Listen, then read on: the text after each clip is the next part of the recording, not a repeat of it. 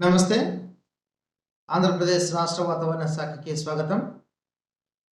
ఈరోజు అనగా 12వ తారీఖున ఆంధ్రప్రదేశ్ రాష్ట్ర వాతావరణ విశేషాలు గమనించినట్లయితే, నైరుతి మరియు ఆనుకుని ఉన్న ఉత్తర తమిళనాడు మరియు దక్షిణ ఆంధ్రప్రదేశ్ తీరాలుగా గల పశ్చిమ మధ్య బంగాళాఖాతంలో అల్పపీడనం ఏర్పడి ప్రస్తుతం ఈరోజు కొనసాగుతుంది.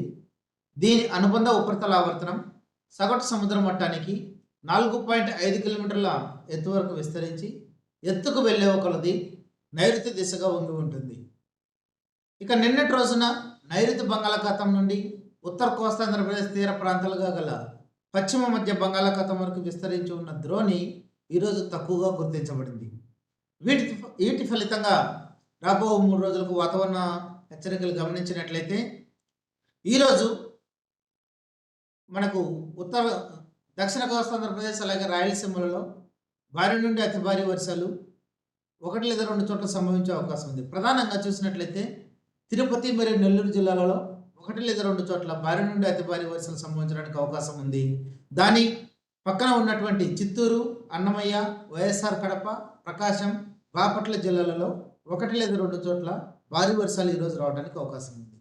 ఇక రేపటి రోజున అనగా 13వ తారీఖున నెల్లూరు, ప్రకాశం, బాపట్ల, అలాగే తిరుపతి, అన్నమయ్య, చిత్తూరు ఈ జిల్లాలలో మనకు 1 లేదా 2 చోట్ల భారీ వర్షాలు సంభవించడానికి అవకాశం ఉంది.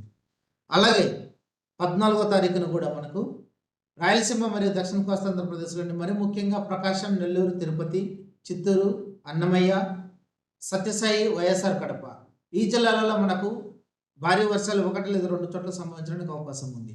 వీటితో పాటుగా ఈ రోజులు, రేపు, ఎల్లుండి అనగా రాబో 3 రోజులు కూడా మనకు దక్షిణ కోస్తాంధ్రప్రదేశ్ అలాగే రాయలసీమలలో మనకు 1 లేదా 2 చోట్ల ఉరుములతో కూడిన మెరుపులు కూడా సంభవించడానికి అవకాశం ఉంది.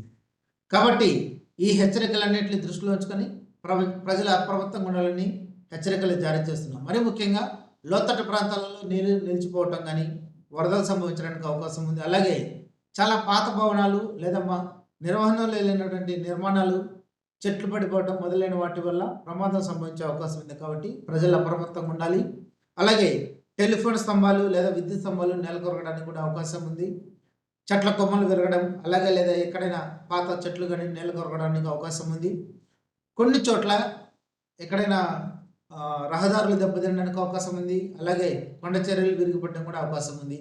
కాబట్టి వీటన్నిటిని దృష్టిలో ఉంచుకొని ప్రజలు అప్రమత్తంగా ఉండాలి. మరి ముఖ్యంగా దైనందిన కూలీలు, వ్యవసాయ కూలీలు, అలాగే పశువుల కాపరులు ఉరుములు మెరుపులు సంభవించే సమయంలో ఆరు బయట తిరగకుండా, ఉరుములు మెరుపులు సంభవించే సమయంలో చెట్ల కిందికి రాకుండా జాగ్రత్తలు తీసుకోవాలని హెచ్చరికలు జారీ చేస్తున్నాం. అలాగే ఆంధ్రప్రదేశ్ తీర ప్రాంతం వెంబడి మరి ముఖ్యంగా దక్షిణ ఆంధ్రప్రదేశ్ తీర ప్రాంతం వెంబడి అననుకూల వాతావరణ పరిస్థితులతో పాటుగా గాలులు గంటకు 35 నుండి 45 కిలోమీటర్లు, గరిష్టంగా 55 కిలోమీటర్ల వేగంతో వీచే అవకాశం ఉంది.